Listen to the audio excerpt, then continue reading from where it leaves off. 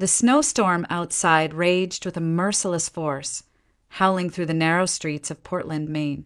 The Bennett's house stood close to the waterfront, its old wooden frame creaking under the weight of the wind.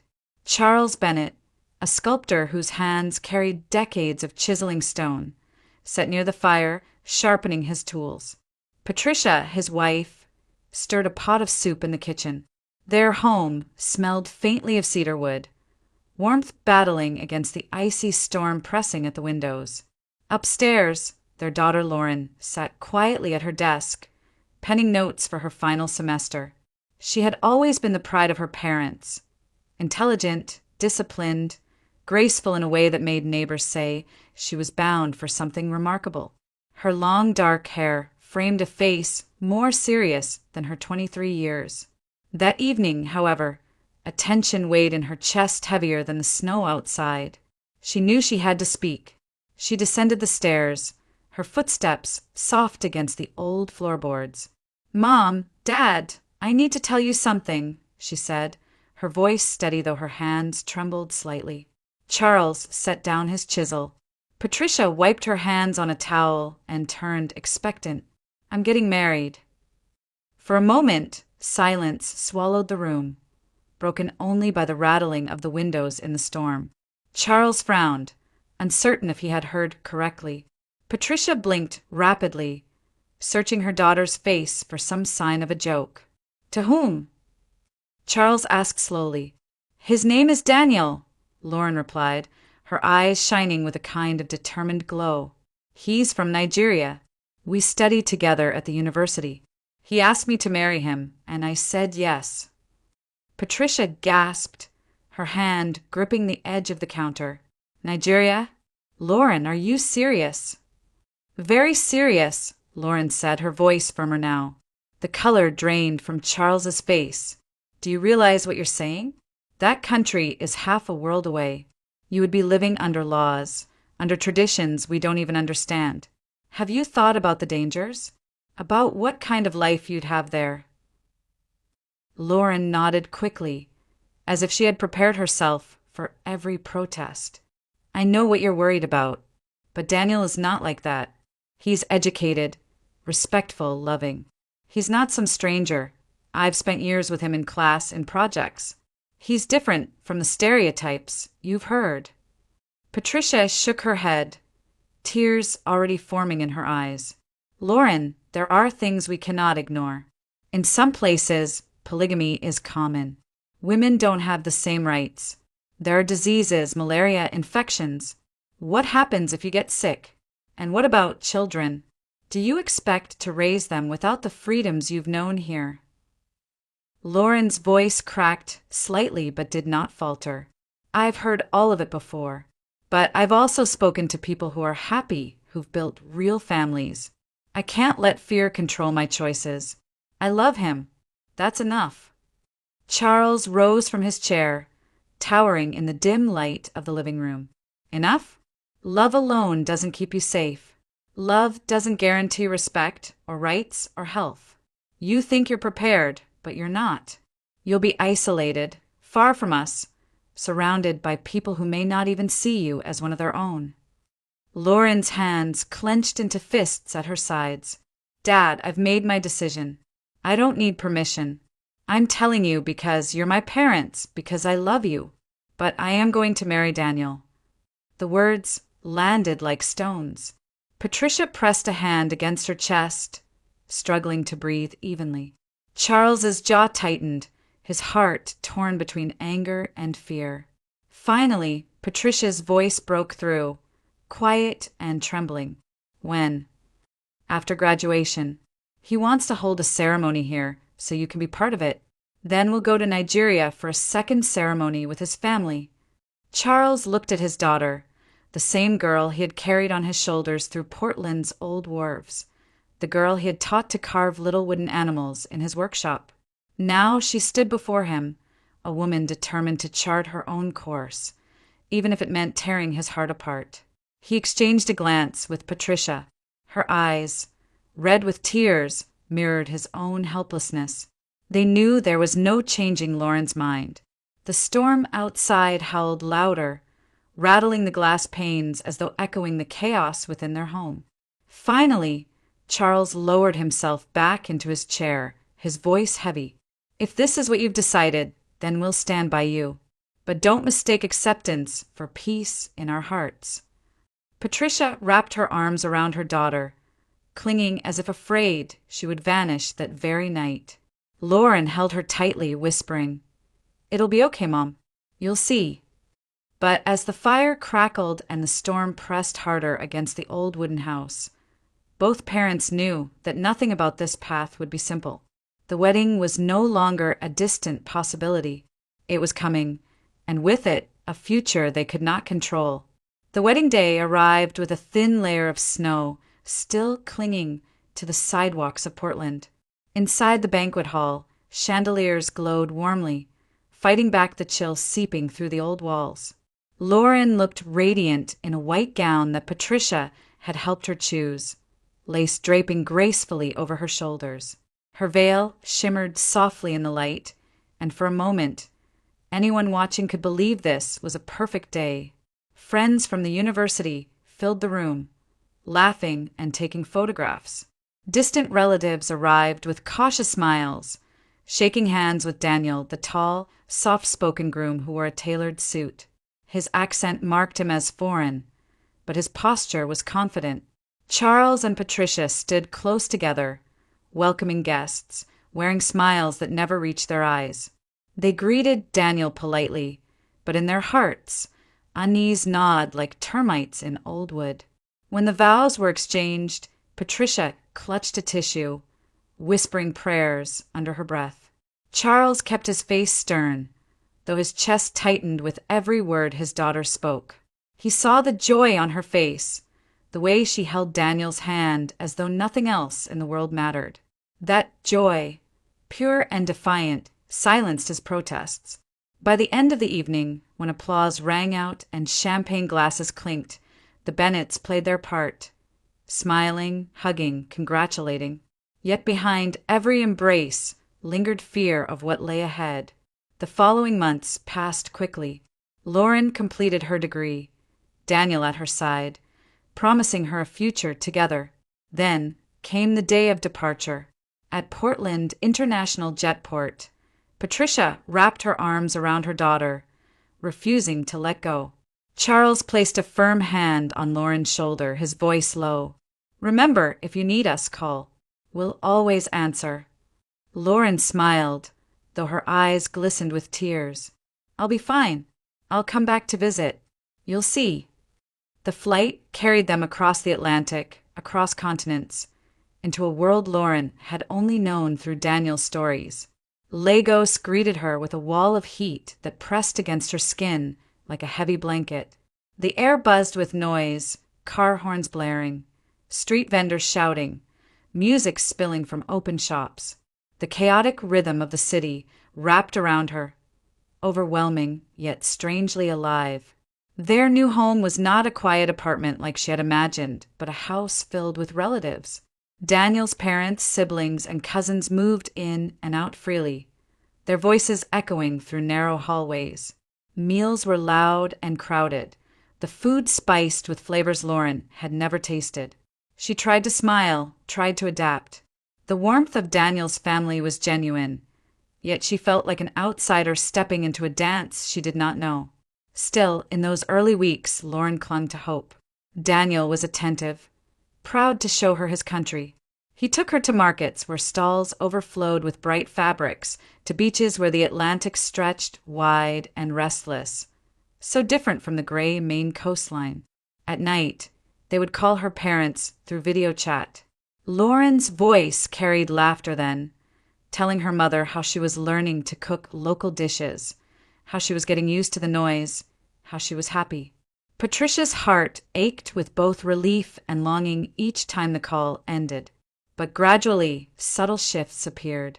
Daniel grew more rigid. He deferred constantly to his parents, seeking their approval on every decision. With Lauren, he became demanding, insisting she follow his rules, how she should dress, when she could leave the house, what she should say to neighbors. The man who had once bent down to pick up her books at university now stood taller with authority, expecting obedience. Lauren tried to dismiss it as adjustment, as cultural difference. She told herself she could compromise, that love required sacrifice. Yet late at night, when the power cut out and the house fell into suffocating darkness, she lay awake, staring at the ceiling fan that no longer moved, and felt the weight of a new kind of storm pressing down, one that no snow or wind could match. Her calls home grew shorter, her laughter thinner. Charles noticed the tremor in her voice, the way her eyes darted when she shifted the camera. Patricia sensed it too, but neither dared push too hard. To question was to risk losing what little access they had to her world. And so, like actors on a fragile stage, they smiled through each call, while silent fear grew stronger with every passing week. For Lauren, the contrast between Maine and Lagos could not have been starker. She remembered the quiet, snow-dusted streets of Portland, the smell of cedar in her father's workshop, the calm rhythm of waves against the cold shore. Here, the heat suffocated, the chaos never ceased, and the woman she had been seemed to drift further away each day. The honeymoon phase was over. What remained was a reality she could no longer ignore. The call came on an ordinary evening. Patricia had just finished folding laundry when her phone buzzed with a video call from Lagos. Lauren's face filled the screen, pale but glowing in a way Patricia had not seen for months. "Mom, Dad," she began, her voice shaking, "I'm pregnant." Patricia dropped the basket of clothes. Charles, hearing from across the room, leaned forward, eyes wide. For a moment, silence wrapped around them. Then Patricia covered her mouth with both hands. Tears slipped through her fingers. Charles managed a broken laugh. Are you serious?" Lauren nodded, her eyes glistening. "Yes, I'm going to have a baby. And I want to come home. I don't feel safe here. The hospitals, they're not what I trust. I want to give birth in Maine." Charles felt his chest loosen for the first time in months. Patricia pressed her hand to the screen as though she could reach through it. "Come home, darling. We'll prepare everything. You won't be alone." Within weeks, flights were booked. The Bennetts moved quickly, preparing the small upstairs bedroom with fresh linens, a cradle by the window, and shelves lined with neatly folded baby clothes. Patricia pulled out tiny blankets she had saved from Lauren's own infancy, washing them carefully, tears wetting the fabric. Charles set to work repairing the old rocking chair, sanding down the arms so it would be smooth and safe. The night of Lauren's arrival, snow drifted lazily over Portland's airport. Patricia clutched Charles's arm so tightly he could feel her nails through his coat. Then, across the terminal, they saw her, Lauren, stepping through the gate in a long coat, her hands protectively over her swelling stomach. Patricia ran first, pulling her daughter into her arms, sobbing openly. "You're home. You're really home," she whispered again and again. Charles embraced them both, his hand resting on his daughter's back. He searched her face, noticing the exhaustion there, the thinness of her frame, but also something new. Hope. In the weeks that followed, the house filled with anticipation. Patricia accompanied Lauren to prenatal checkups at Maine Medical Center, listening carefully as doctors discussed risks and procedures. Lauren's pregnancy was considered high risk. Her small frame and the stress of the past year worried the physicians. Still, every heartbeat on the monitor, every grainy ultrasound image, gave the family renewed strength. Charles adjusted his workshop schedule, carving only in the mornings, so he could drive his daughter to appointments in the afternoons. Patricia cooked nourishing meals, fussing over every detail. In those moments, they allowed themselves to believe life might turn toward peace. Then came the night of labor. Snow fell thick outside the hospital as Lauren cried out, gripping the rails of the bed. Hours stretched into what felt like days. Doctors and nurses moved quickly, voices clipped but calm. Patricia sat in the waiting room, rosary beads in her trembling hands, whispering prayers she hadn't spoken in years. Charles paced the length of the hallway, jaw clenched, unable to stand still. Finally, the door opened. A doctor's voice called softly, "Mr. and Mrs. Bennet?" Charles turned instantly. "Is she?" "She's stable," the doctor said. "The baby was large for her frame, the delivery difficult, but they're both alive." Patricia collapsed into tears, her legs nearly giving way. Charles caught her, holding her tightly as relief flooded them both. When they entered the room, Lauren lay exhausted, her hair damp against her forehead, her face pale but glowing.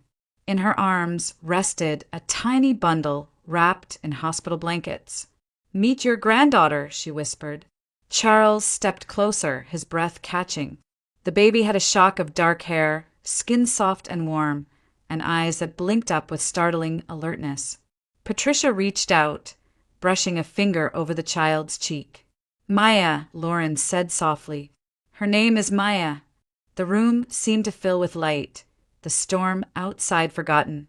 For the first time in months, joy outweighed fear. Charles kissed his daughter's forehead, whispering, "You're both safe. That's all that matters." The days that followed were a blur of visitors, photographs, and sleepless nights.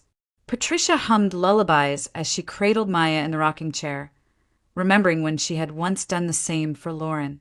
Charles carved a small wooden angel and placed it above the cradle, a silent guardian watching over the child. Neighbors came by with casseroles, friends with flowers, all congratulating the family. Lauren smiled more than she had in years. Her laughter returned, soft but real, filling the rooms with warmth. For a brief time, the Bennets allowed themselves to believe that the storm had passed, that perhaps, at last, peace had returned to their home. The sound of Maya's cries in the night was not a burden, but a melody, a promise of new beginnings. And in those quiet hours when Patricia held her granddaughter against her chest and felt the tiny heartbeat fluttering like a bird's wing, she whispered into the dark, "You'll be okay. We'll make sure of it." For them all, it seemed like the worst was behind them. Life, for once, felt almost whole again. Winter loosened its grip on Portland, and the first hints of spring crept across the city. For the Bennets, those early days with Maya felt like a fragile blessing. Patricia busied herself with bottles, diapers, and lullabies, while Charles balanced his time between his workshop and helping his wife. Lauren, though exhausted, seemed proud to hold her daughter, to rock her gently in the evenings. For a brief moment, the rhythm of family life steadied. But cracks soon appeared. Some mornings, Lauren would burst into laughter over nothing at all, spinning Maya's rattle in her hands as if it were the most hilarious object she had ever seen.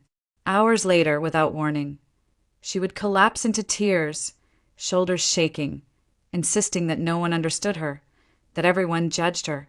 Patricia, who had seen the shadows of postpartum depression before in friends, told herself it was natural, hormones, fatigue, the weight of new motherhood.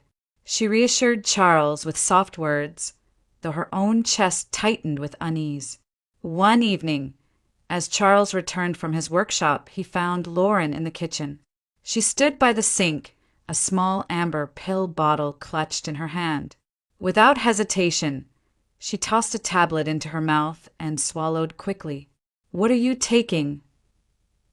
Charles asked, his voice sharper than he intended. Lauren jumped, turning toward him with wide eyes. "It's medicine. The doctor gave it to me." Charles extended his hand. "Then show me the prescription." Her jaw tightened. "Why do you always have to control me? I said it's from a doctor." "If it was prescribed, you wouldn't be afraid to let me see it," Charles replied, his tone low but unyielding. Years of sculpting stone had given him a steadiness that now pressed against his daughter's defiance. Lauren's cheeks flushed. With sudden anger, she shoved past him, the pill bottle rattling as it slipped into her pocket. "You don't trust me. You never have." Her footsteps thundered up the stairs, the bedroom door slamming shut. Charles stood frozen in the kitchen, the echo of her words clanging in his ears. When Patricia returned a few minutes later, She found him still gripping the edge of the counter. "She's taking something," he said, his voice strained. "Not from any doctor here. No prescription." You saw how she reacted. Patricia pressed her lips together, forcing calm into her tone. It could be antidepressants. Maybe something she brought back with her. We don't know. Don't jump to the worst conclusion. Charles shook his head, anger and fear battling in his chest. You saw how defensive she was. If it were safe, she'd have shown me. Patricia, I think it's drugs. Maybe from Lagos. God knows what she got into there. Patricia's hands trembled as she set down the grocery bags she was holding. Don't say that. Don't make it real. She's just struggling. New mothers struggle. It doesn't mean. Her voice broke and tears filled her eyes. That night, the house felt heavier than the storm clouds pressing over the harbor. Lauren remained in her room, barely speaking at dinner, her eyes darting with restless energy. When Maya cried, Patricia stepped in quickly, afraid to hand the baby over. Charles pretended to read in his armchair, but his eyes never left the stairs. Days turned into weeks, and Lauren's moods swung wider. Some mornings she was radiant, carrying Maya through the living room with songs that filled the air.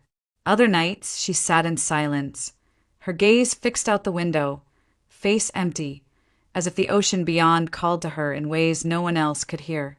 Patricia clung to hope, repeating the words, just hormones like a prayer. But the excuses rang hollow when Lauren lashed out at Charles again, this time screaming that he had no right to question her choices, no right to invade her privacy. Charles, though shaken, refused to shout back. He only stared at his daughter, wondering when the young woman who once carved wooden trinkets in his workshop had been replaced by this stranger.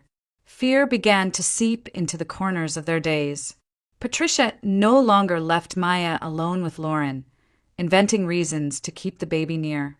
Charles checked trash bins for empty pill bottles, finding only fragments that deepened his suspicion. They avoided speaking of it directly, afraid the truth might shatter what little stability remained. At night, in the quiet after Maya's cries had faded, Charles and Patricia lay side by side, their whispers heavy with dread.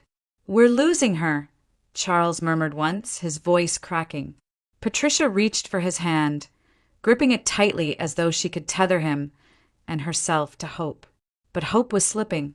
With each passing day, Lauren drifted further, her laughter edged with hysteria, her silences longer and colder.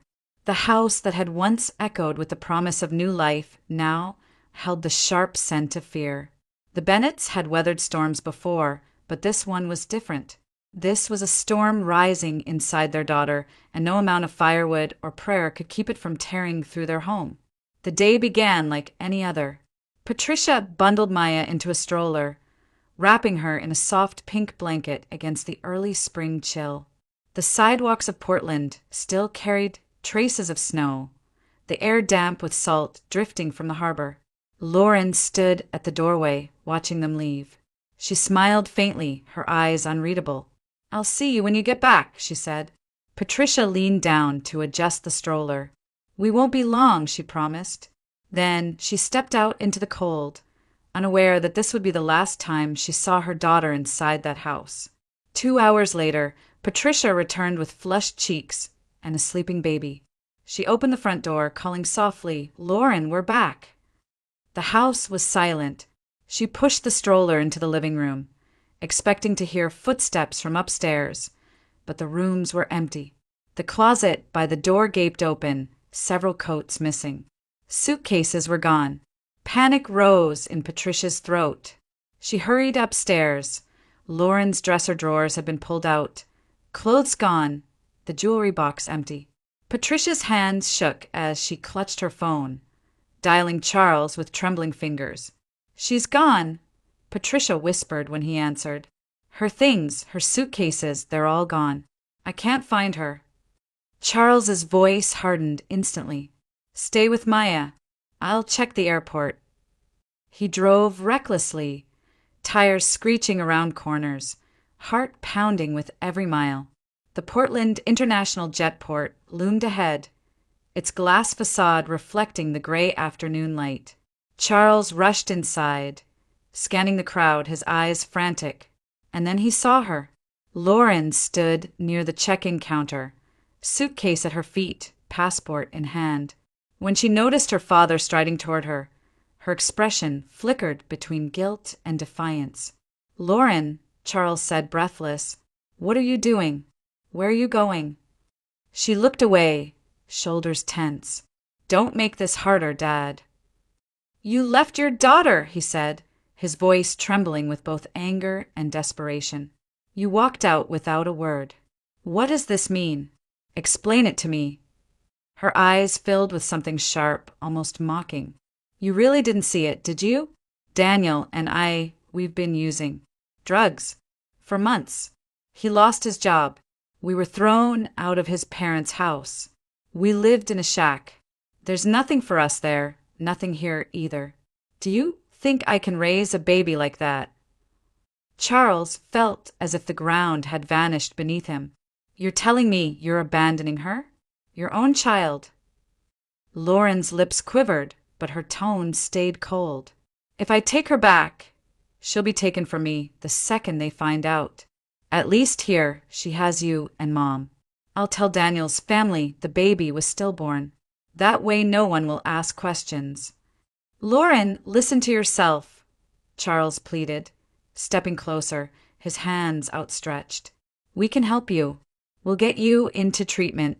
You can work. You can raise her here. You don't have to throw everything away." She shook her head violently, tears brimming. "You don't understand. I love him. I can't leave him. If we go down together." Charles's chest ached with the weight of her words. He wanted to grab her, to drag her back home. But all he could do was stand frozen as she lifted the suitcase onto the conveyor belt. "Don't come after me," she said softly, almost tenderly, as if speaking to both him and the ghost of the daughter she once was. "Take care of Maya. She deserves better than me." Then, with a final glance, a mixture of sorrow and resolve, Lauren turned toward the gate. The sliding doors swallowed her, her figure disappearing into the stream of departing passengers. Charles remained rooted in place, his fists clenched, his throat raw with words that would never reach her.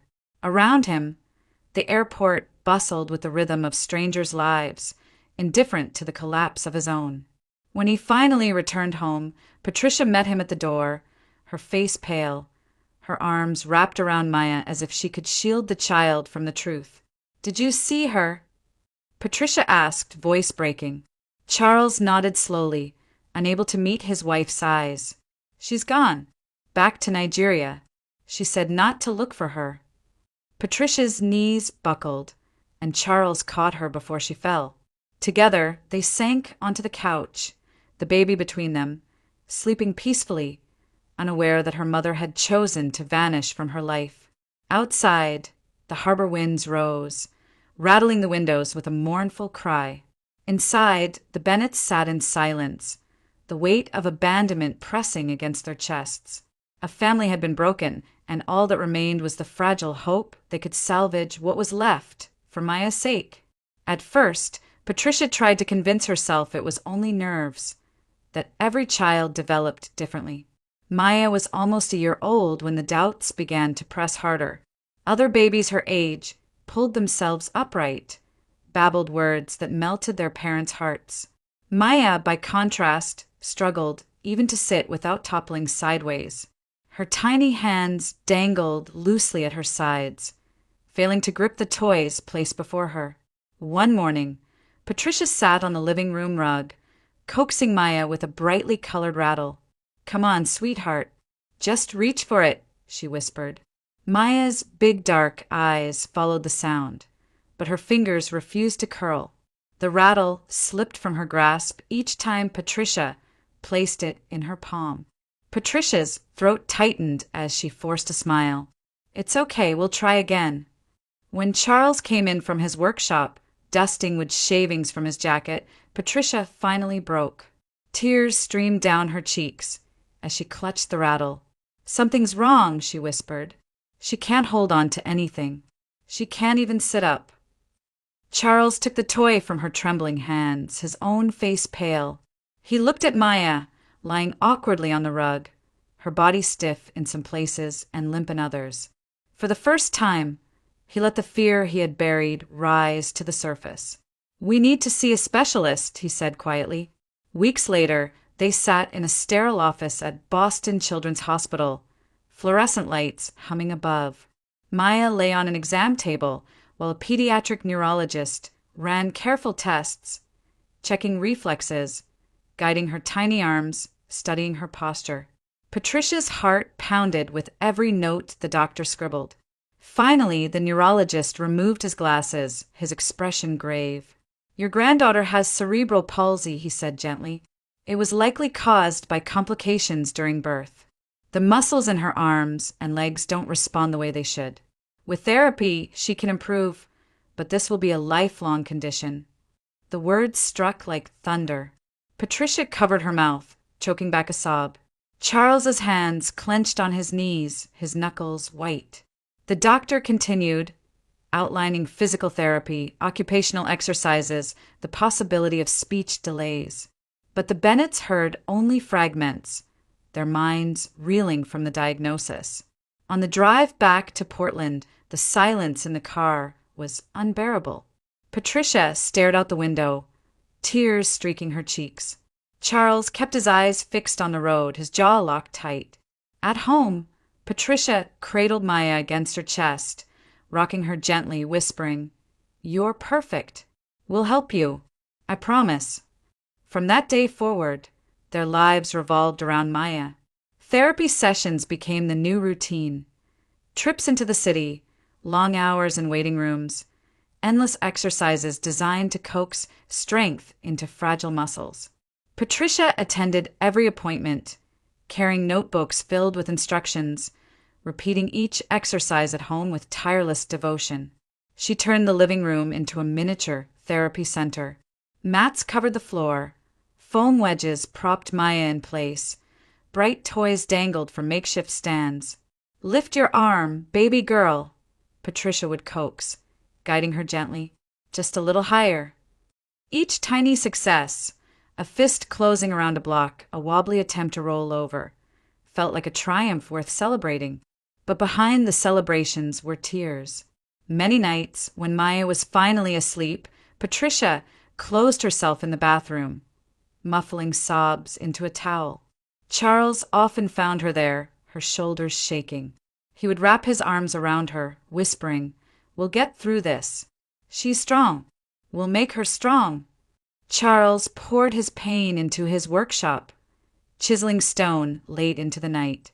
Yet even as he worked, his ears stayed tuned to the faint sounds from the house.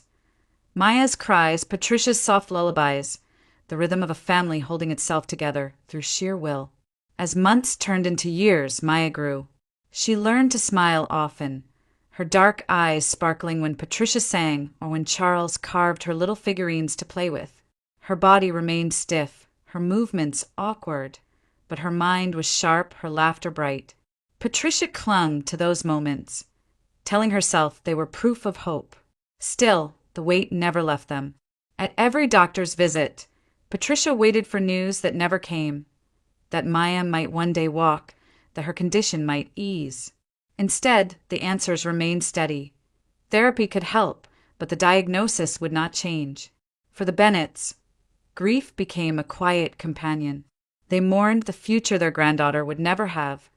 The dances, the carefree games, the independence. Yet at the same time, they fought fiercely for the future she could still claim. Education, love, dignity. Patricia's life narrowed to a single purpose. She no longer thought of her own health, her own dreams. Every ounce of her energy poured into Maya. Friends urged her to rest, to take time for herself, but she refused. "Maya needs me," she would say simply. And Charles, watching them together, knew she was right.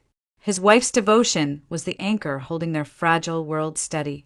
But in the dark hours of the night, when Patricia finally fell into exhausted sleep and Maya lay breathing softly in her crib, Charles sat alone by the dying fire, staring at the shadows on the wall.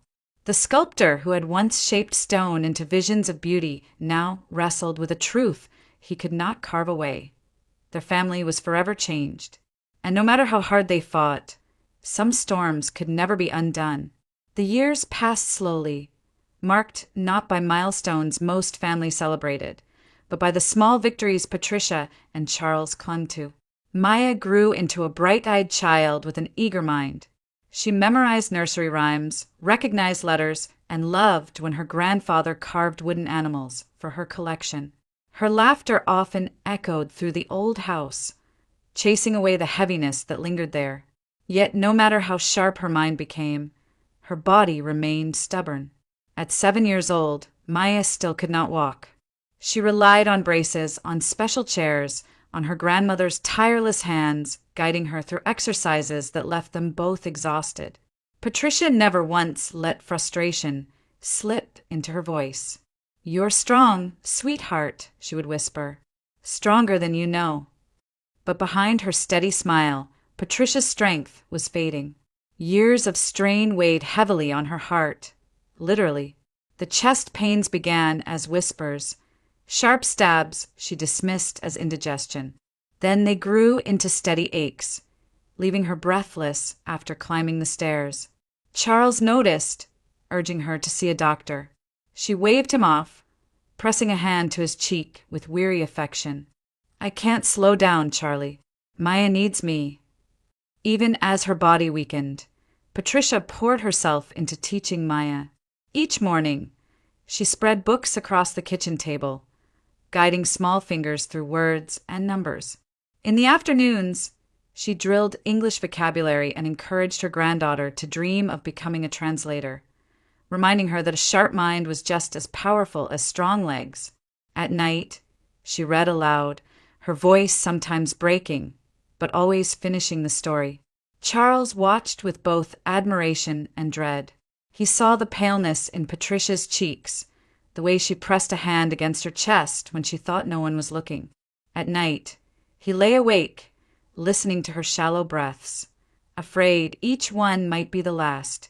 The day it happened began like countless others. Patricia rose early, fixed Maya breakfast, and helped her through morning exercises.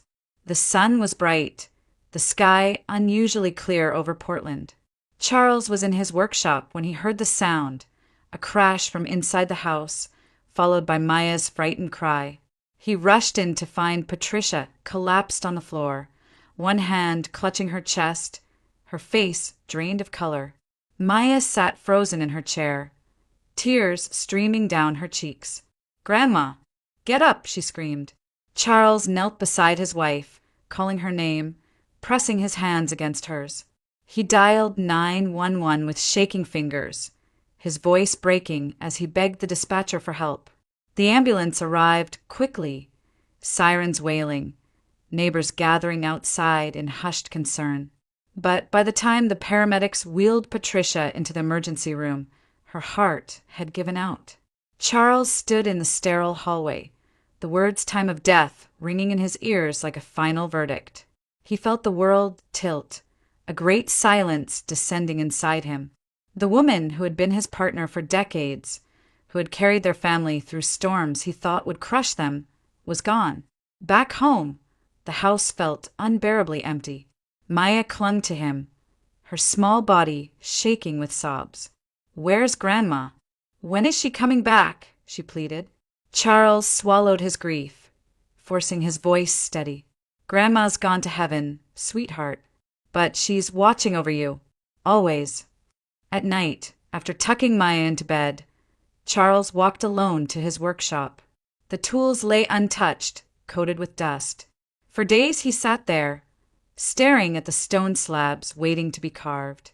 Finally, with trembling hands, he chose one and began to work. Each strike of the chisel was both agony and release. Slowly, under his touch, the stone transformed into Patricia's likeness. Her gentle smile, her steady gaze. Weeks later, he placed the finished sculpture on her grave, the gray stone catching the morning light. Standing there, Maya beside him in her chair, Charles whispered, "You'll never be gone, Pat. Not as long as this stands." His hand brushed the cool surface, as if hoping to feel the warmth of her skin once more. The cemetery wind carried the scent of the sea, mingling with the salt of his tears. Charles's shoulders shook, but when Maya's small hand reached for his, he steadied himself. He had lost the love of his life, but he could not collapse. A little girl with wide, searching eyes still needed him to stand tall. And so, with grief carved deep into his soul, Charles turned away from the grave, guiding Maya's wheelchair through the quiet rows of headstones. Behind him, the stone figure of Patricia stood eternal, a silent promise that love, though wounded, would endure. Life in the Bennett household settled into a new rhythm after Patricia's passing. The grief never left, but Charles carried it quietly, the way he carried the weight of stone into his workshop. Each morning, he prepared Maya's breakfast, adjusted her braces, and made sure her lessons were ready. He had arranged for a tutor through the local school district, part of an individualized education program designed to give Maya the best chance at progress. The living room became her classroom, books stacked neatly on low shelves, a whiteboard propped against the wall. Charles hovered nearby during lessons, sometimes pretending to carve in the corner, just so Maya would feel his presence. He never wanted her to sense abandonment, not after everything she had already lost.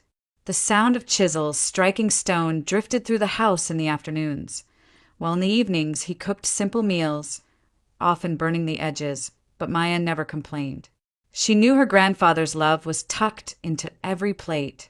As Maya grew older, her mind blossomed far beyond her physical limitations. By her early teens, she read voraciously, devouring novels, biographies, even magazines that Charles brought home from the store. Her questions filled the air at night, about history, about art, about the vast world beyond their quiet street in Portland. One Christmas, Charles surprised her with a computer. It was set up on a small desk by the window, the glow of the screen lighting her face as if it had opened a doorway to another universe. Through the internet, Maya found what her body had denied her: freedom. She joined forums, read articles, and most importantly, discovered friendship. That was how she met Sophie Reynolds. Sophie was her age, living in a suburb just a few towns away. Like Maya, she used a wheelchair, her spine injured in a childhood accident. Unlike Maya, Sophie had both parents and a younger brother, a bustling household filled with noise and warmth. Despite their different circumstances, the girls bonded instantly.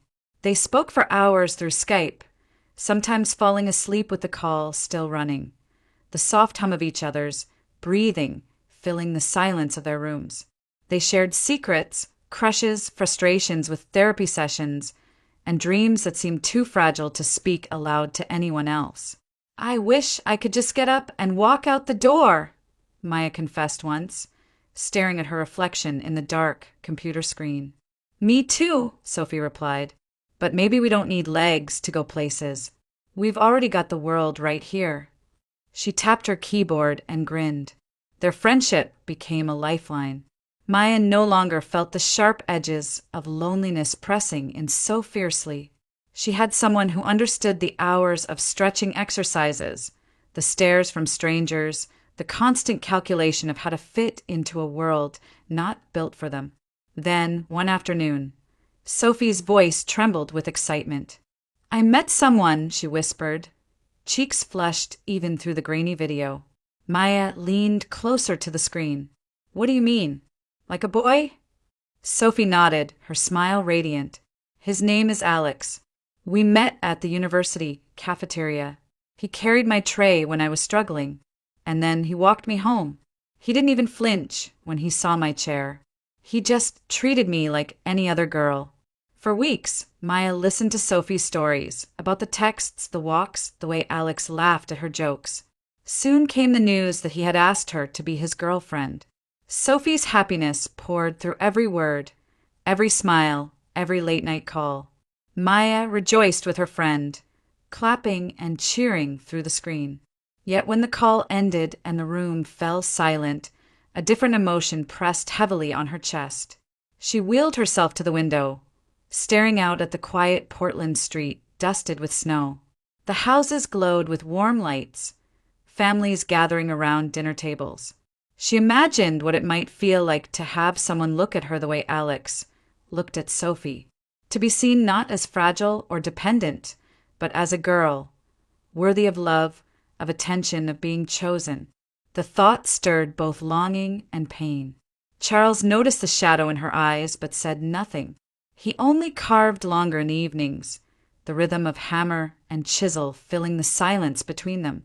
He prayed silently that one day his granddaughter might know the same joy her friend had found, that she might taste love, however complicated it might be. For now, Maya smiled through her ache, congratulating Sophie on every milestone. Their friendship remained her anchor, even as a quiet yearning began to take root inside her heart, a yearning that would shape the next chapter of her life. By the time Maya turned 19, her world had stretched beyond the walls of the Bennett home. Through books, through Sophie's endless stories, and through the glow of her computer screen, she discovered pieces of the life she longed for but could never fully grasp. When Sophie married Alex in a small winter ceremony, Maya watched every moment through live stream, her best friend radiant in a white dress, Alex holding her hand with pride, his love evident in every gesture. Maya smiled, clapped, typed congratulations in the chat.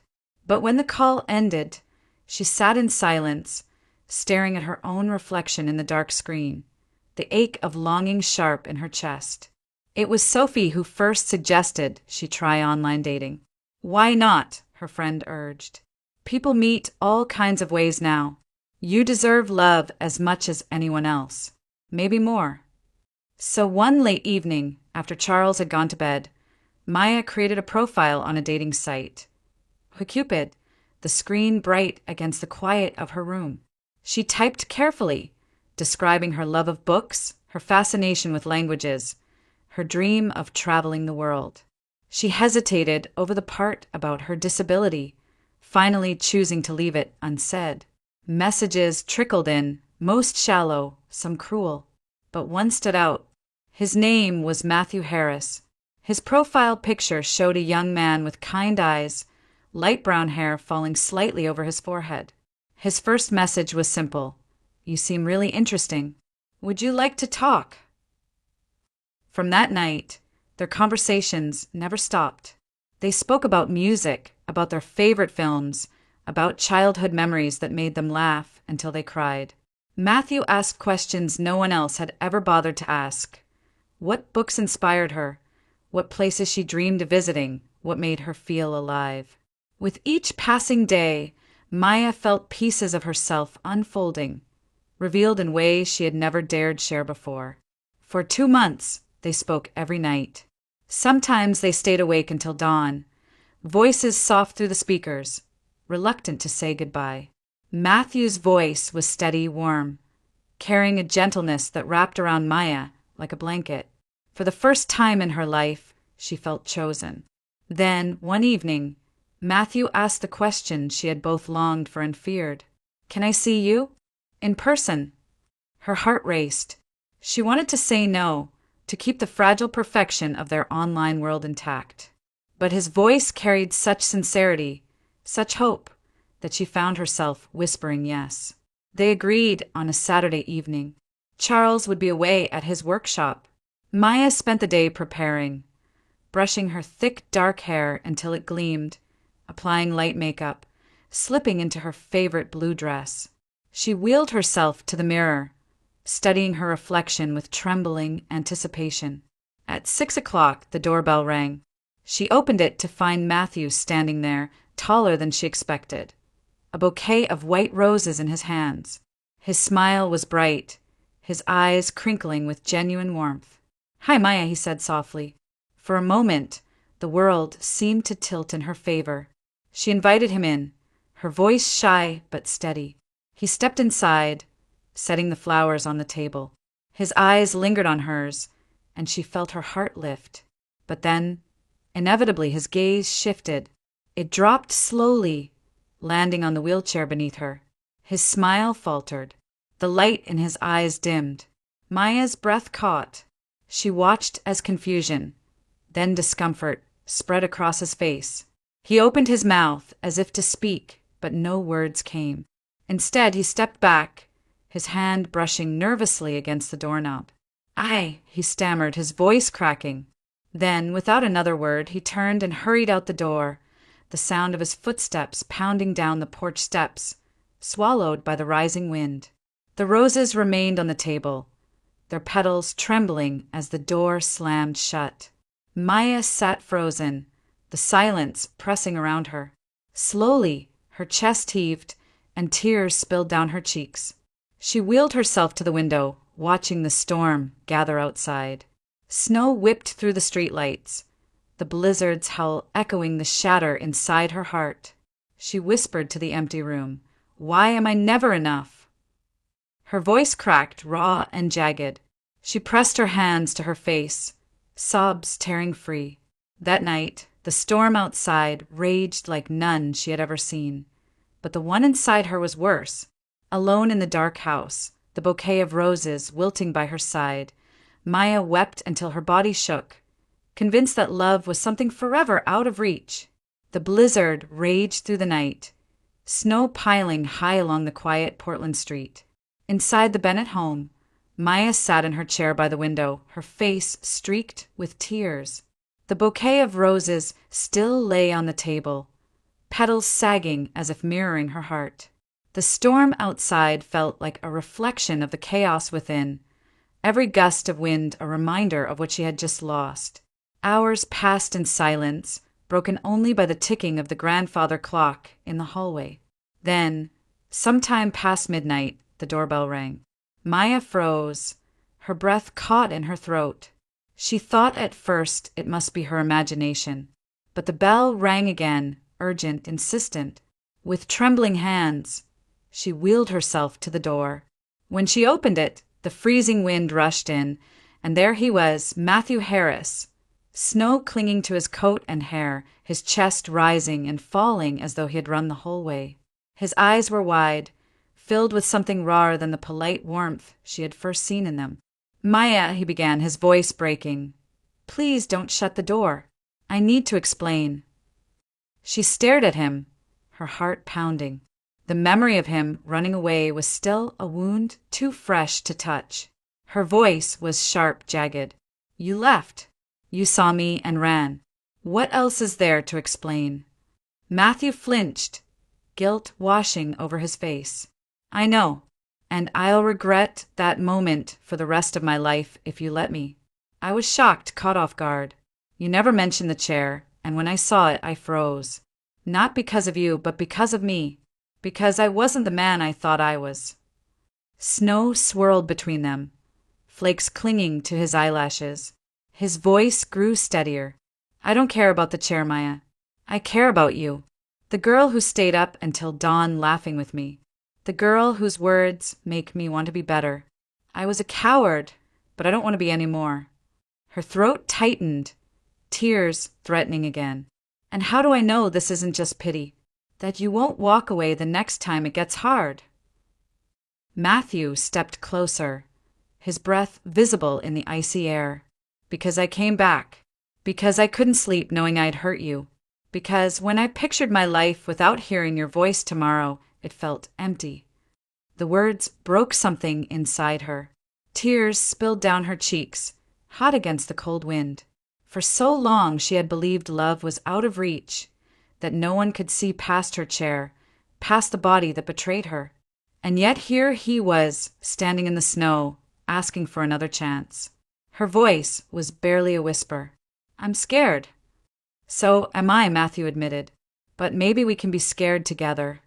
Slowly, she moved aside, allowing him in. He stepped over the threshold, shutting out the storm, the warmth of the house wrapping around them. The roses still lay wilted on the table, but when Matthew noticed them, he touched the petals gently. "I'll bring new ones tomorrow," he promised. They talked long into the night, the storm outside muffling the world beyond their walls. For the first time, Maya allowed herself to hope, to believe that maybe she was not destined to be alone. Upstairs, Charles stirred from his bed. Hearing voices, he walked quietly to the landing and looked down. In the glow of the lamplight, he saw his granddaughter, her eyes red from crying, but now alive with something fierce and fragile. Beside her sat Matthew, speaking with care, his hand resting gently on the table, never pushing, never demanding. Charles's throat tightened. In that moment, he saw Patricia in Maya's resilience, in the way she opened herself to the possibility of joy despite years of pain. He stood there in silence, unseen, a mixture of sorrow and gratitude in his chest. He whispered into the empty hallway she would be proud. Outside, the snowstorm continued its relentless howl, blanketing the city in white. But inside the Bennett home, the air was different. The fire crackled softly. The glow of the lamp spilled warmth across the room, and in the quiet space between two broken hearts, something new had begun to take shape. It was not certainty. It was not the promise of a simple path. But it was a spark, a fragile flame of hope refusing to be extinguished. As Maya wiped her tears, her laughter broke through again, soft and hesitant at first, then stronger. And Charles, listening from the shadows, allowed himself the smallest of smiles. The storm outside would pass. It always did. What mattered now was the light inside, the kind that no winter could snuff out. The world keeps turning, and with each turn comes a new story. When one door closes, another opens, leading us into a journey entirely different. Let us set aside the echoes of the tale just past and step together into a new realm where another destiny awaits to be told. And now I invite you to listen to the second story, a path of its own, unrelated to what came before, yet filled with mysteries and surprises meant only for those willing to journey onward with me. The clock on the kitchen wall ticked quietly, each second echoing in the tense silence. It was 7:15 a.m. on a cold, gray Tuesday morning, the kind of morning when Seattle's persistent drizzle blurred the edges of the world outside.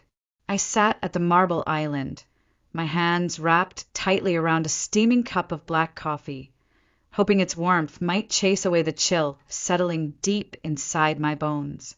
The house, a sprawling craftsman mansion nestled behind a wall of evergreen trees, had never felt so cold. My husband, Daniel, paced back and forth near the French doors leading out to our perfectly manicured garden. His footsteps echoed sharply on the polished wooden floor, the sound grating against my nerves. I didn't dare meet his eyes, instead staring down into the swirling darkness of my coffee, sensing the storm building within him. It was the same argument we'd had countless times, only now it felt different, dangerous, like a wire stretched to its breaking point. "It's just a credit card, Hannah." Daniel finally broke the silence, his voice edged with irritation and something darker. "I don't understand why you're making such a big deal out of it." My pulse quickened, and I took a deep breath, forcing myself to stay calm. "Daniel, it's not just a credit card. This is about Jessica and her gambling debts. We can't keep enabling her every time she gets into trouble." He stopped abruptly, turning slowly to face me.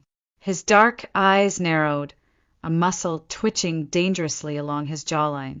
"She's my sister," he said through clenched teeth, each word dripping with barely contained anger. "I won't leave her stranded because you're suddenly feeling selfish." My stomach twisted at his accusation. Selfish. It was a word he knew would cut deeply, a weapon he wielded skillfully after years of practice. But today, something shifted inside me, a quiet spark of defiance. "Selfish?" I echoed softly, finally lifting my gaze to meet his. "How is it selfish to protect us from your sister's reckless behavior? How many times are we supposed to bail her out, Daniel? How many times before it's enough?"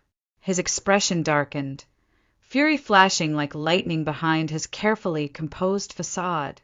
He strode across the kitchen until he stood towering over me, his presence suffocating, heavy with menace. I held my breath, forcing myself not to shrink back. "You'll give Jessica your credit card when she comes by later," he said slowly, his voice low, cold, and unmistakably threatening.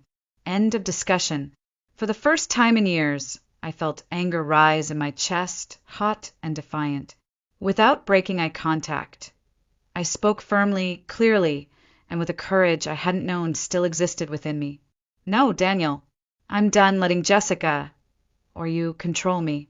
His face twisted in a flash of raw, uncontrolled rage. Before I could react, he reached for his own cup on the counter and, without hesitation, flung the hot coffee directly into my face. Pain exploded across my skin, the scorching liquid soaking into my hair, blouse, and running down my neck. I gasped, my vision blurred with tears and shock, hearing the crash as the porcelain cup shattered at my feet. Through the ringing in my ears, Daniel's voice sliced like a blade. You've made your choice, Hannah. Now you'll deal with the consequences. As I sat trembling in the aftermath, coffee dripping onto the marble countertop like bitter tears, one chilling realization crystallized in my mind. My marriage wasn't just broken, it had become dangerous. And I couldn't stay here anymore.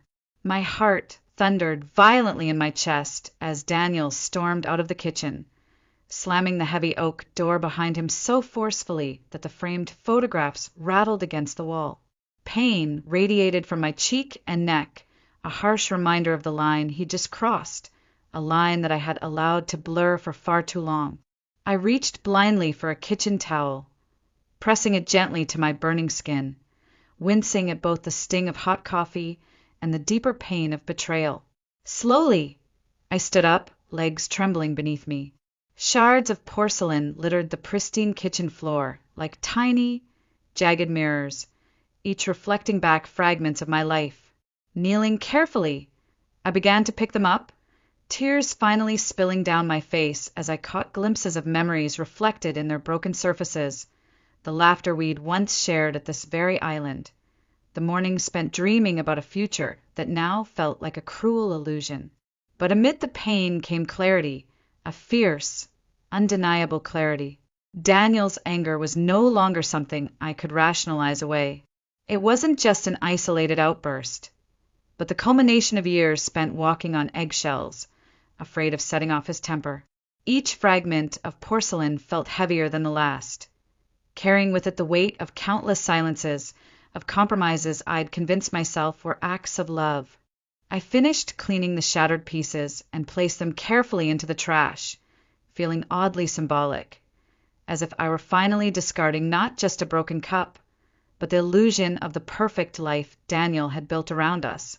The house was silent now, oppressive in its emptiness.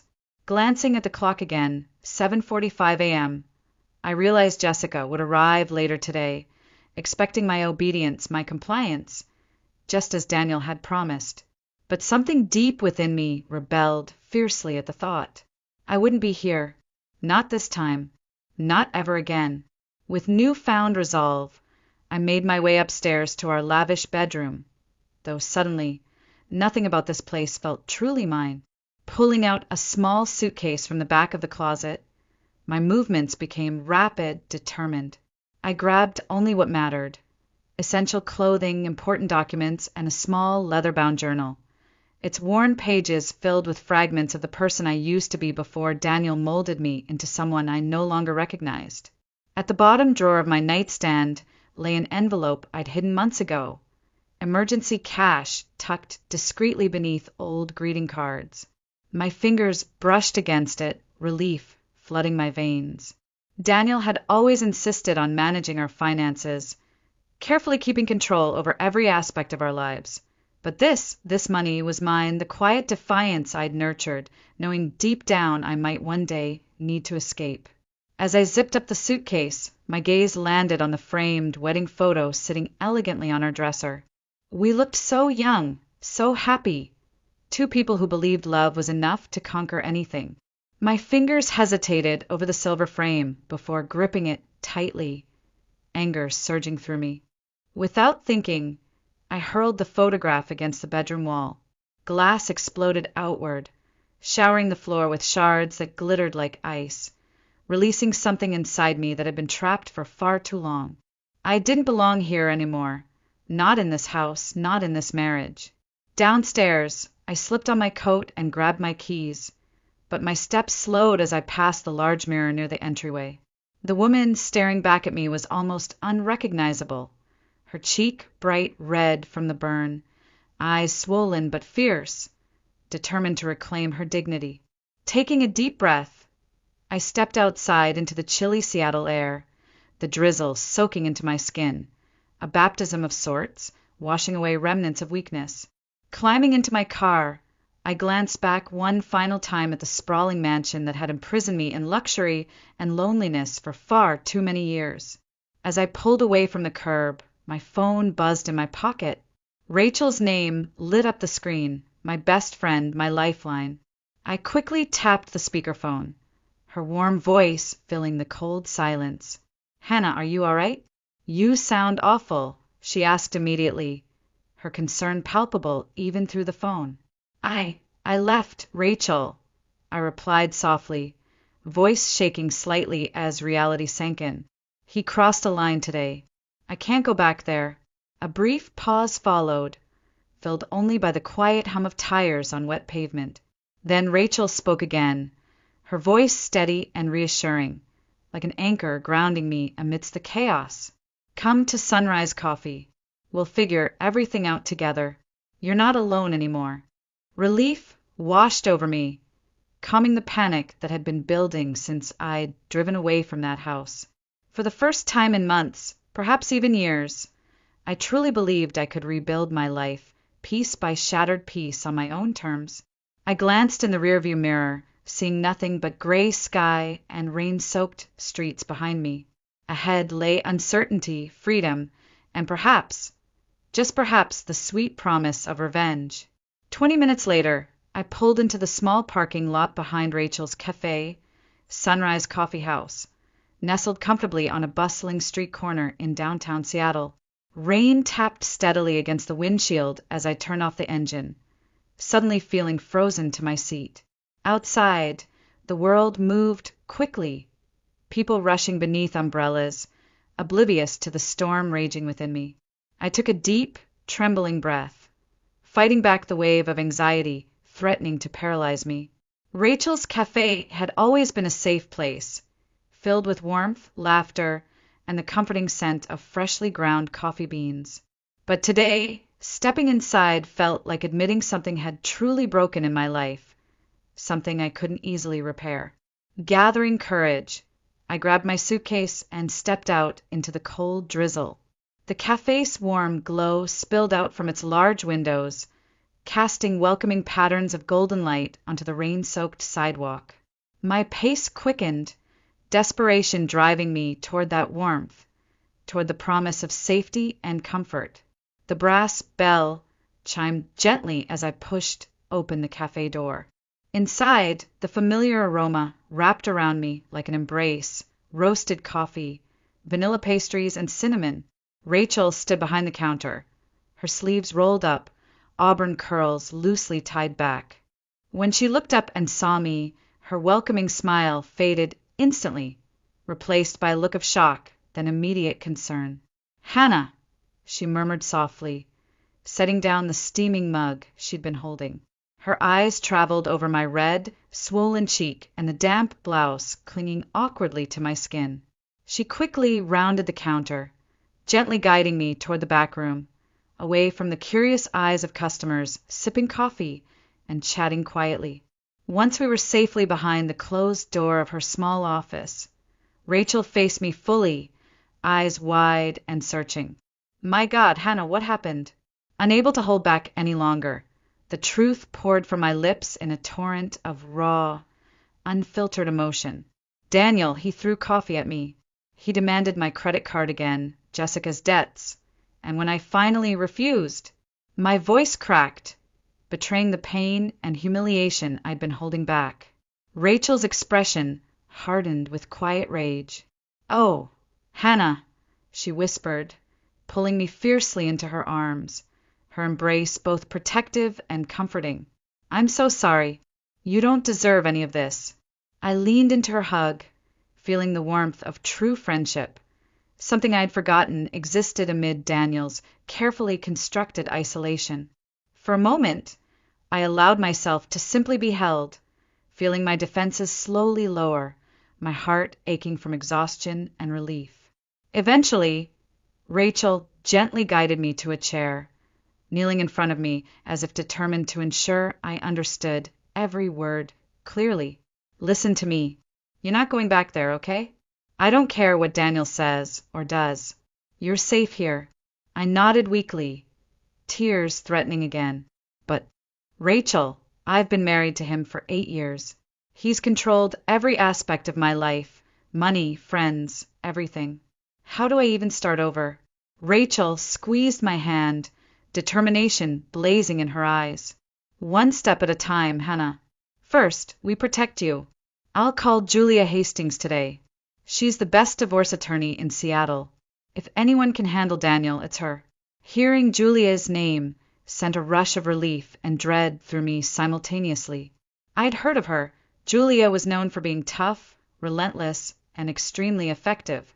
If anyone could help me escape Daniel's hold, it was Julia Hastings. As Rachel stepped away briefly to make the call, I allowed myself a moment to breathe deeply, looking around the cozy little office. Framed photographs hung along the walls, snapshots of Rachel's life. Adventures, family, friends, vibrant and full of genuine happiness. My chest tightened with longing. How had I allowed myself to lose so much? How had Daniel managed to isolate me so completely? Rachel returned quickly, placing a gentle hand on my shoulder. Julia agreed to meet with us immediately. She cleared her schedule the moment I explained the situation. We'll meet her at her office in an hour. Gratitude overwhelmed me, mingled with apprehension.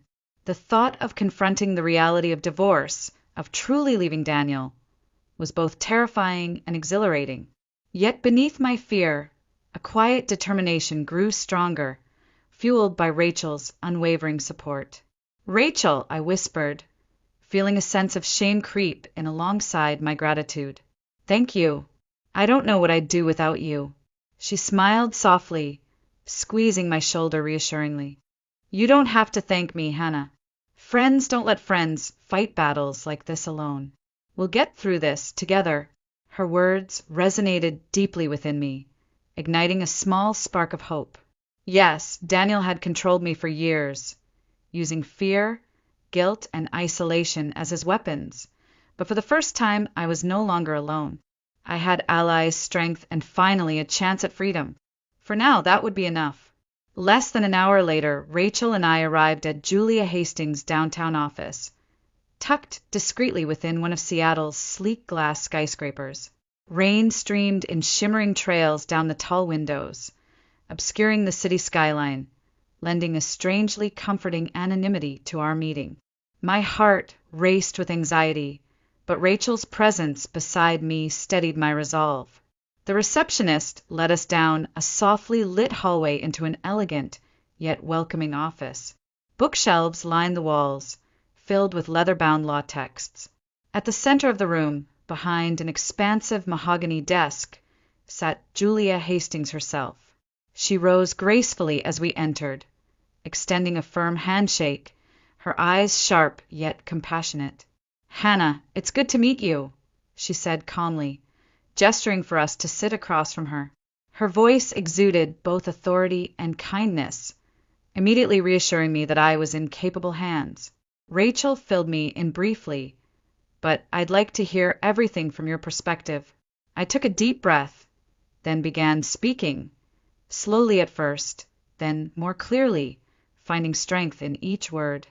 I recounted Daniel's escalating control, his financial manipulation, Jessica's endless demands, and finally, the violent morning that forced me into action.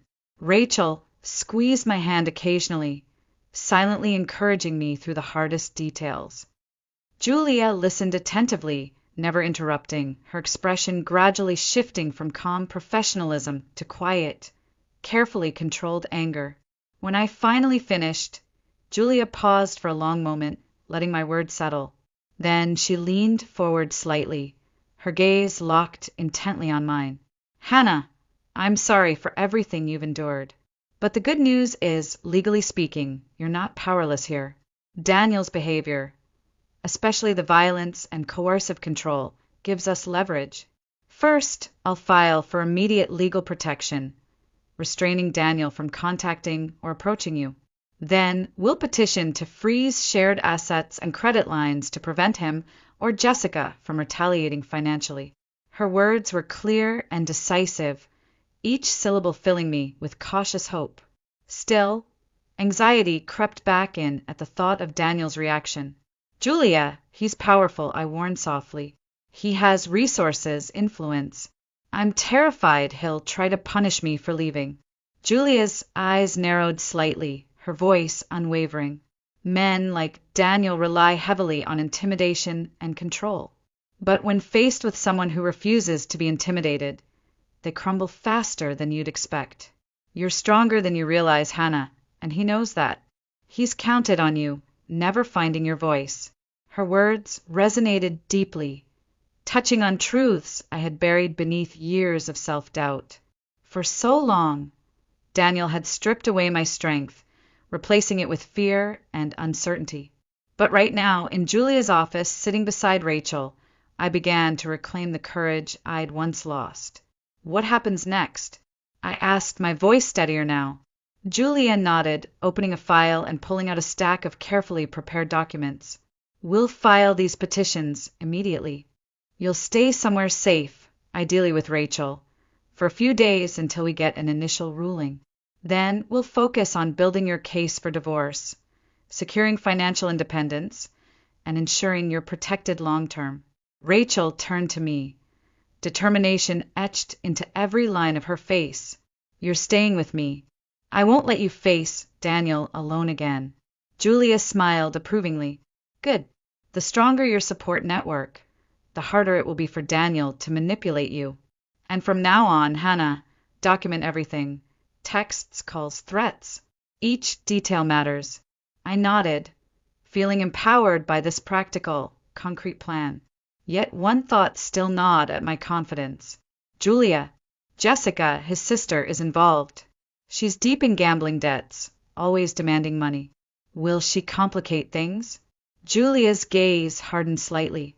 Jessica's involvement only strengthens your case. It proves Daniel has repeatedly used financial abuse to control you. Trust me, they'll both regret dragging you into their toxic dynamic. Her words struck a chord of justice inside me, igniting a quiet fire in my chest. Daniel and Jessica had turned my kindness and patience into weapons used against me.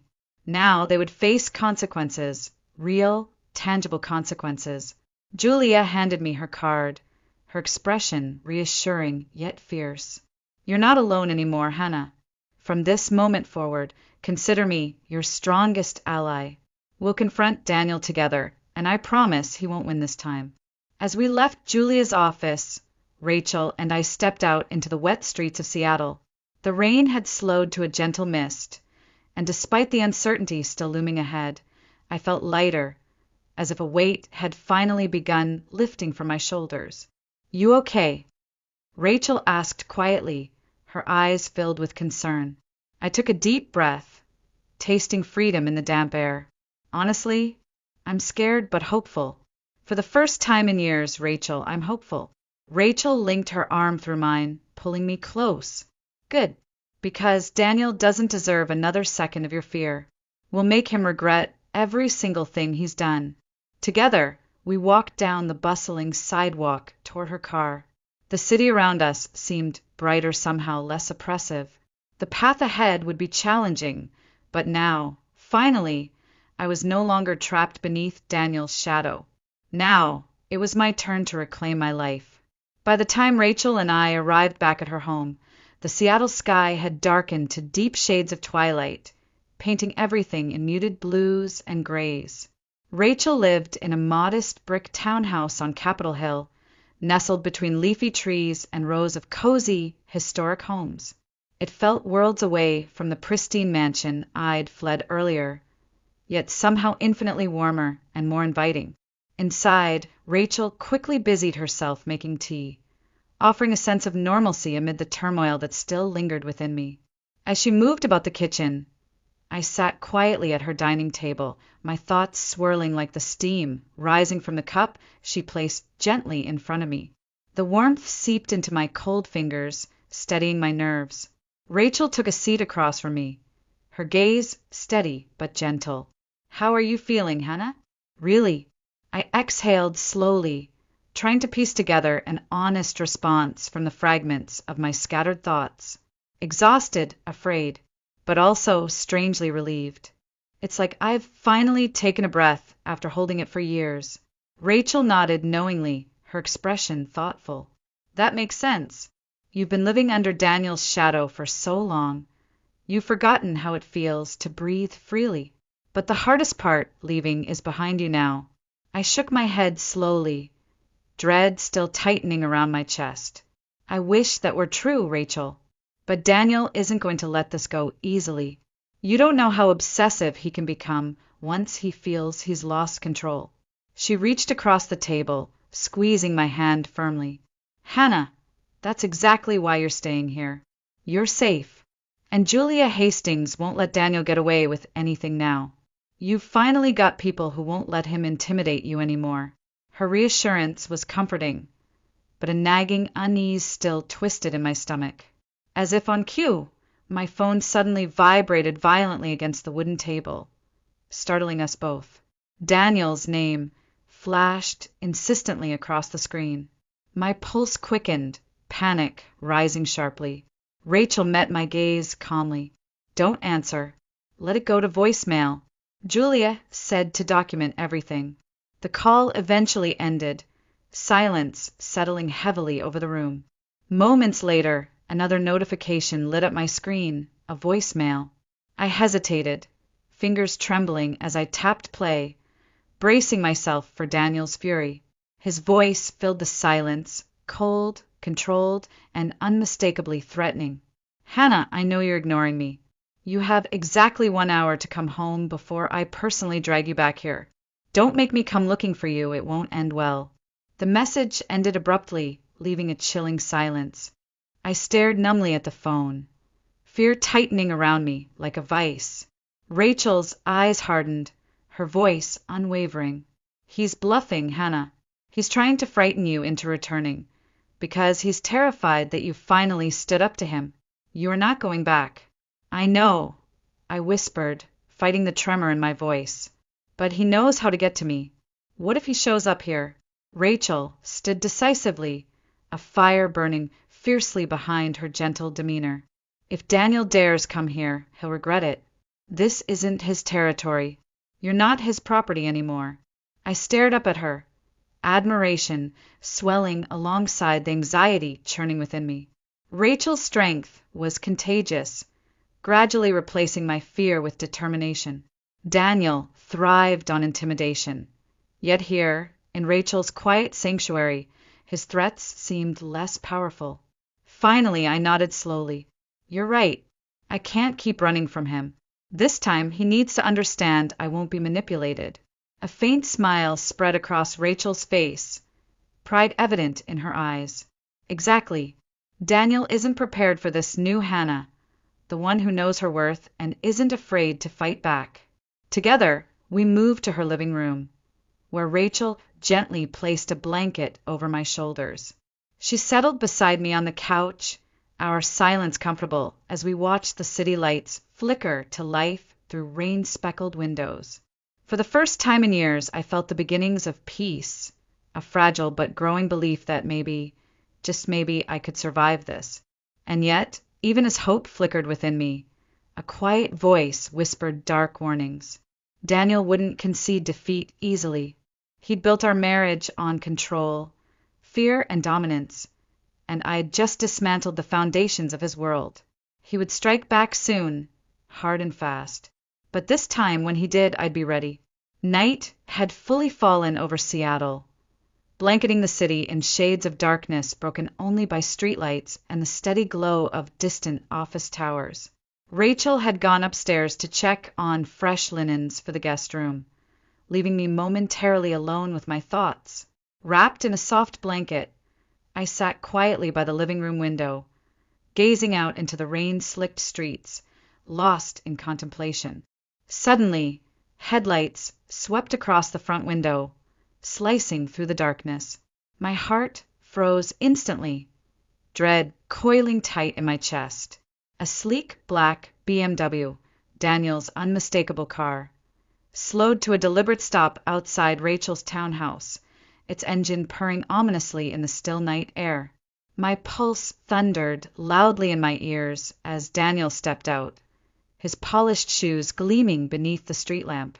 Moments later, Jessica emerged from the passenger seat, her arms crossed defiantly as though preparing for battle.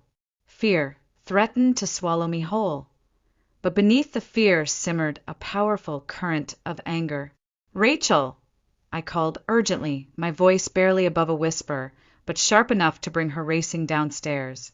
She followed my gaze outside, her face tightening with resolve. "Stay here, Hannah. I'll handle this," Rachel instructed firmly, stepping toward the front door. But I stood quickly, reaching out to stop her, determination lending strength to my shaking limbs. "No," I insisted, meeting her surprised gaze. "This is my fight. Daniel needs to hear directly from me that I won't be intimidated anymore." Rachel hesitated briefly, then nodded slowly, understanding the importance of the moment. "All right, but I'm right here beside you. You're not alone." Together, we opened the door and stepped onto the front porch, confronting Daniel and Jessica head-on. Daniel's expression hardened instantly, eyes narrowing dangerously as he registered Rachel's protective stance beside me. "Hannah!" Daniel spoke first, his tone deceptively calm, controlled, his usual mask slipping smoothly into place. "This childish behavior ends now. You're coming home." Jessica smirked beside him, arms still crossed, watching with cold amusement. "Honestly, Hannah, do you really think you can walk away that easily? You've always needed Daniel far more than he needed you." The sharp sting of Jessica's words no longer cut as deeply as they once had. My anger flared, steadying my voice as I responded. "I'm done allowing you both to manipulate me. I'm never coming back, Daniel. Our marriage is over." Daniel's eyes blazed, his mask of composure cracking, revealing the fury beneath. "You think you can just decide when this ends? You've always belonged to me. Remember that." His threatening tone sent shivers down my spine, yet I refused to flinch. Instead, I raised my chin defiantly, meeting his eyes squarely. "No, Daniel, you never owned me. You controlled me, and that's finished now." Rachel stepped forward protectively, her voice strong and unwavering. "You both need to leave. Right now." Daniel ignored Rachel, eyes still fixed coldly on mine. "Hannah, if you stay here tonight, I promise you'll regret it. Come with me willingly, or things will get much worse." I felt Rachel tense beside me, ready to intervene, but I gently placed a hand on her arm. This was my moment, my stand. Summoning courage from somewhere deep within, I spoke calmly, clearly, every word an act of liberation. "You've threatened me for the last time, Daniel. I've already spoken to Julia Hastings. You'll receive official notice tomorrow, restraining orders, asset freezes, everything. You've lost control." For the first time, true shock flashed across Daniel's face, momentarily shattering his arrogant facade. Jessica, sensing their defeat, stepped forward aggressively, her voice trembling with indignation. "You're pathetic, Hannah. Daniel's given you everything, a home, security, status. Without him, you're nothing." I shook my head slowly, pity replacing my fear. "Jessica, it's you who's nothing without Daniel's money. And soon, he'll have nothing left to give you. Your greed has finally destroyed the only person who ever protected you." Jessica recoiled as if slapped, eyes wide with disbelief. Daniel quickly regained his composure, but now a darker, more desperate fury flickered dangerously behind his eyes. He took a threatening step forward, fists clenched tightly at his sides. "You've made a serious mistake, Hannah," he hissed venomously, voice low and dangerous. "And you'll pay dearly for it." Rachel swiftly stepped in front of me, confronting Daniel without fear. If you come near Hannah again, you'll regret it more than you could possibly imagine.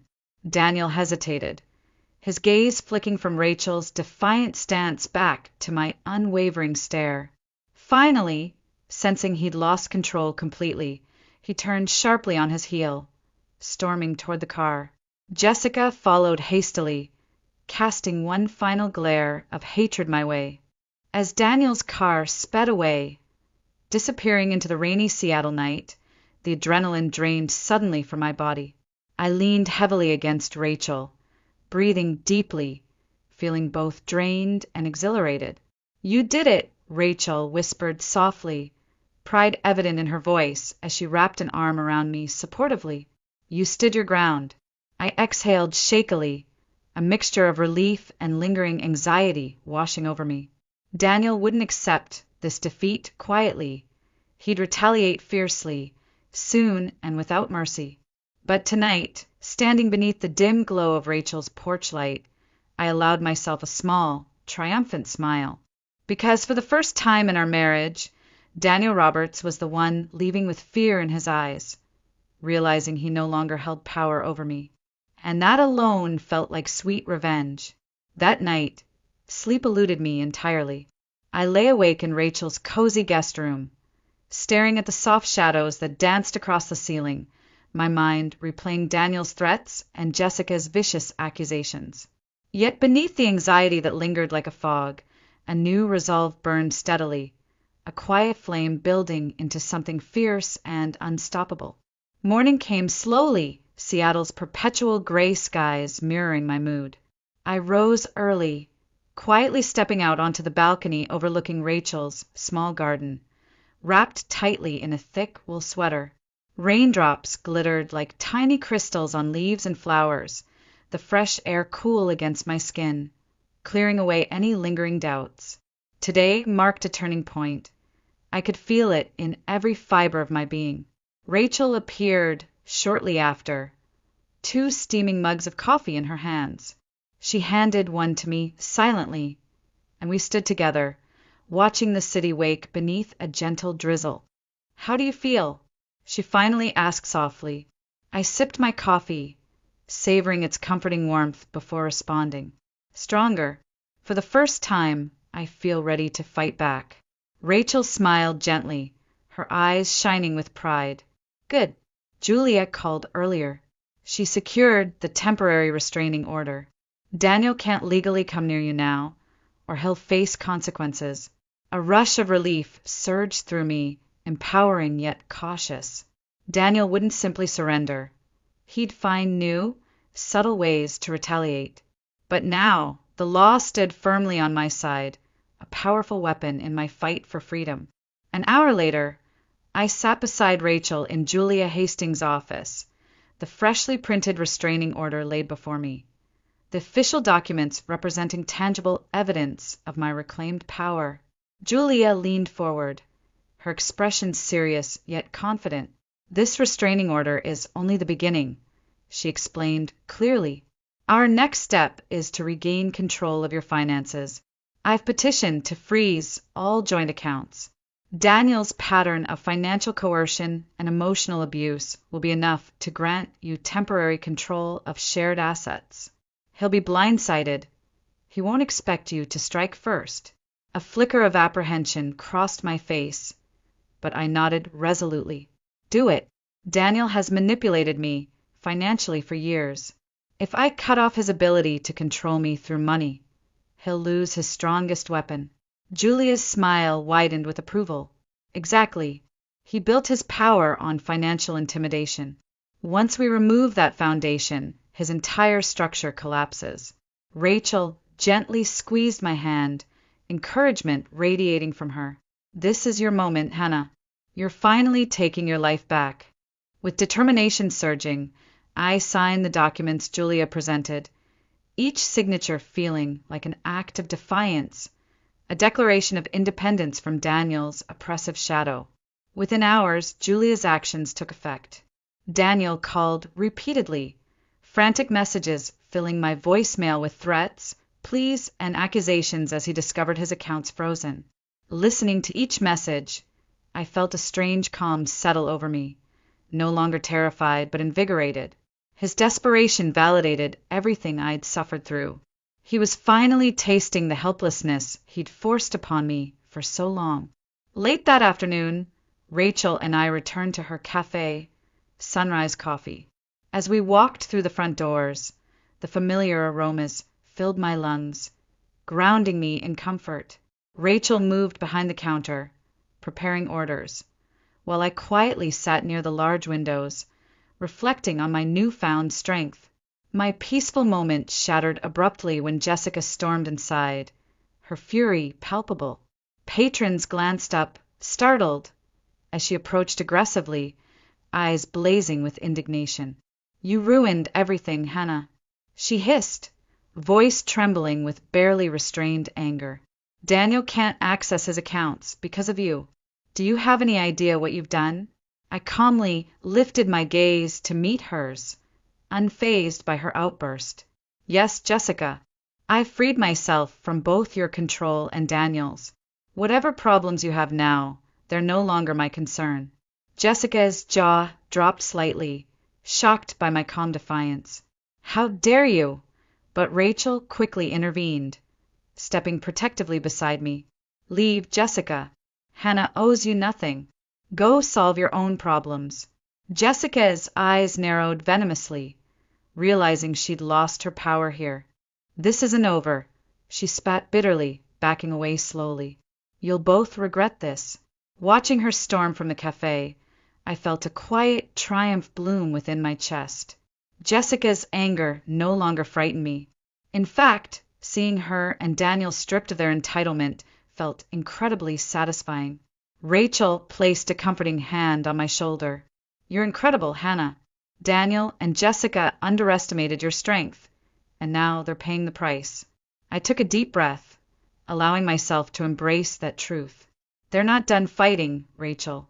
But now neither am I." Rachel smiled warmly, pride evident in her eyes. "Good, because your revenge is just beginning." For the first time, the word revenge resonated deeply, carrying not bitterness, but justice.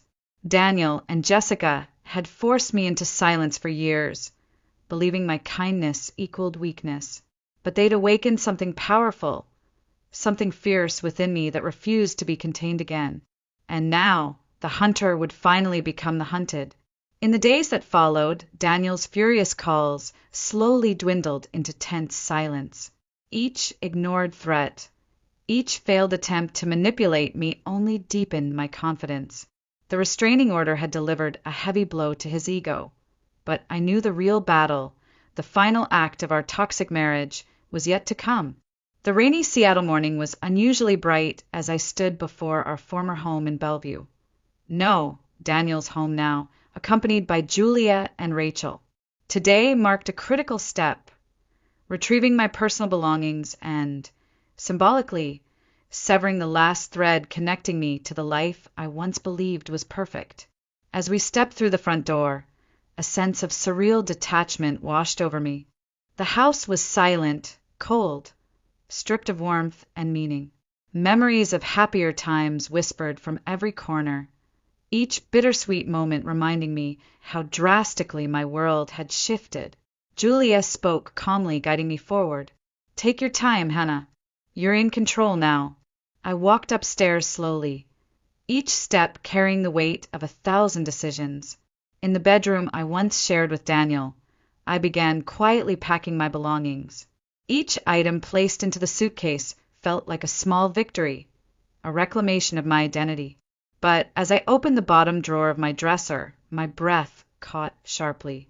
Hidden beneath a stack of forgotten scarves lay a familiar, faded notebook, my old journal, the one Daniel had mocked relentlessly, dismissing my dreams of becoming a writer as trivial fantasies. I picked it up gently, tracing my fingers across its worn cover. Rachel, standing beside me, sensed the shift in my mood. "What is it?" she asked softly. I smiled sadly. "My journal. The part of myself Daniel worked hardest to erase." She squeezed my arm reassuringly. He failed, Hannah. You're stronger than ever now. Suddenly, heavy footsteps echoed downstairs, shattering the fragile peace. Julia moved protectively toward the bedroom door, eyes narrowed with readiness. Stay here, she instructed firmly, stepping into the hallway. Moments later, Daniel's voice thundered through the house, harsh with rage. Where is she? Hannah! My pulse quickened as Daniel appeared in the bedroom doorway, face flushed red, breathing uneven. He stopped abruptly upon seeing Julia standing protectively in front of me, her presence commanding authority. Daniel, Julia said sternly, you're violating a restraining order. Leave now, or I'll call the police immediately. He ignored Julia, eyes locked fiercely onto mine, desperation edging into his voice. Hannah, stop this insanity. You've made your point. Come home, and we'll forget this ever happened. I shook my head slowly, determination strengthening my voice. It's over, Daniel. There's no going back. You don't control me anymore. Fury flashed across his face, and he took an impulsive step forward, only to be halted instantly by Julia's stern warning. One more step, Daniel, and I promise you'll regret it. He hesitated, breathing heavily, clearly torn between rage and desperation. Finally, his voice broke into something resembling vulnerability. Hannah, please. We can fix this. I need you. Jessica needs you. His attempt at manipulation felt hollow, transparent. I stared back calmly, recognizing clearly now the emptiness behind his words. No, Daniel. You only needed me to prop up your ego, to clean up Jessica's messes. I'm done being your puppet. He stood frozen, disbelief turning into desperation. You'll regret walking away from me. I promise you that. But his threats no longer held power. I stepped forward, Julia and Rachel close behind me, facing him squarely. The only regret I have is wasting so many years living under your shadow. Goodbye, Daniel. With those final words, I walked past him, leaving him speechless and powerless in the center of the empty room. As we reached the bottom of the stairs, the door swung open once more, revealing Jessica, her eyes wide with panic. Daniel, she shouted urgently, oblivious to our presence. The company just called. Your assets have been frozen by the court. Investors are pulling out. They know about your abuse allegations. Daniel, we're finished. He spun around, eyes wild with shock and disbelief. His carefully constructed life, the money, the reputation, the power, was crumbling rapidly around him. For the first time, Daniel Roberts looked utterly lost, completely stripped of control. Jessica noticed us standing there and recoiled sharply, fury replacing panic. You did this, Hannah. You've destroyed everything. I calmly met her enraged gaze, feeling a profound sense of justice. No, Jessica. Daniel destroyed himself. His cruelty, your greed. You both brought this upon yourselves. Together with Julia and Rachel, I stepped outside, breathing deeply as fresh air filled my lungs, washing away years of oppression. Behind me, Daniel's shouts turned to despair, his anger powerless against the reality he'd created. Rachel slipped her arm around my shoulders, smiling warmly. You did it, Hannah. You're finally free. I smiled back, a profound peace settling over me. No, Rachel. We did it. I couldn't have done this alone. Julia nodded approvingly. It's your life again, Hannah. Make it something beautiful. As we walked away from the house, the morning sun broke through the clouds, bathing us in gentle warmth. Each step forward felt lighter, freer, empowered by the sweet justice of revenge, not through bitterness, but by reclaiming everything Daniel had stolen. This wasn't just revenge, it was liberation. And finally, it was mine. In the weeks that followed, I slowly began to rebuild the pieces of my life, not just recovering, but rediscovering the woman I'd long forgotten. My small apartment overlooking Lake Union felt worlds away from Daniel's cold mansion. Here, surrounded by walls that echoed freedom instead of fear. I embraced solitude for the first time, not as loneliness, but as liberation. Days were filled with simple pleasures, morning jogs along the waterfront, quiet afternoons spent writing in the cozy corner of Rachel's cafe, and evenings watching the sun dip below the skyline, each sunset reminding me of the life I'd reclaimed. One afternoon, as I organized books at Rachel's cafe, my eyes landed on an old paperback that stirred a familiar ache of longing within me. The Awakening by Kate Chopin, a story I'd loved deeply years ago, before Daniel had convinced me my dreams of writing were foolish fantasies. Impulsively, I picked it up, leafing through its worn pages. Chopin's powerful words resonated anew, filling me with determination. I'd spent years silencing my own voice, allowing Daniel's cruelty to define my worth. Now, with every sentence, every page, I felt my passion reignite, brighter and stronger than ever before. That evening, sitting alone at my small desk, illuminated only by the soft glow of my laptop, I opened a new document. A blank page stared back at me, not with intimidation, but with infinite possibility.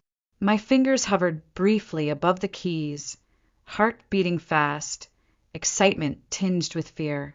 Slowly, I began to type, Chapter 1 Awakening. Words flowed freely, unstoppable, capturing the raw truth of my journey. The manipulation, pain, resilience, and ultimately liberation. Writing became not just a dream reclaimed, but therapy, a way to heal wounds Daniel had inflicted over years of silent suffering. As days turned into weeks, pages filled rapidly, each word empowering me, strengthening the woman I was becoming. Rachel eagerly read my chapters, tears of pride glistening in her eyes as she declared, "This is powerful, Hannah. Your voice is extraordinary." Even Julia Hastings praised my efforts, encouraging me to share my story beyond personal catharsis. Your experience could help countless others trapped by abuse. It's brave, Hannah. Don't ever stop writing. 6 months after leaving Daniel, my novel was complete, a testament to the power of reclaiming one's truth. With Rachel by my side, I stood inside Sunrise Coffee, surrounded by friends and newfound supporters, hosting a modest book launch. Holding my published novel in my hands felt surreal. Proof of how far I'd come from that rainy morning Daniel threw coffee in my face, believing he could silence me forever. As the evening concluded, Rachel gently took my arm, smiling softly. "There's someone here who wants to speak with you, privately," she whispered, gesturing toward a quiet corner. I turned, surprised to see Jessica, standing hesitantly, vulnerability replacing her usual arrogance. Her eyes, previously filled with scorn, now softened by regret. "Hannah," she began quietly, voice unsteady, "I read your book. Every page felt like a mirror reflecting everything I refused to acknowledge. I'm sorry for everything. Daniel destroyed himself, and I let him destroy me too. You deserved better, and honestly, so did I." I studied her carefully, sensing genuine remorse behind her words. Bitterness I'd harbored toward Jessica faded gently, replaced by empathy. "Jessica," I said softly, "it's never too late to reclaim yourself. I had to lose everything before I realized how much strength I truly possessed. Maybe you can find yours now, too." Jessica nodded slowly, tears brimming in her eyes. Without another word, she quietly left the cafe, leaving me with a profound sense of closure, not only for myself, but for her as well.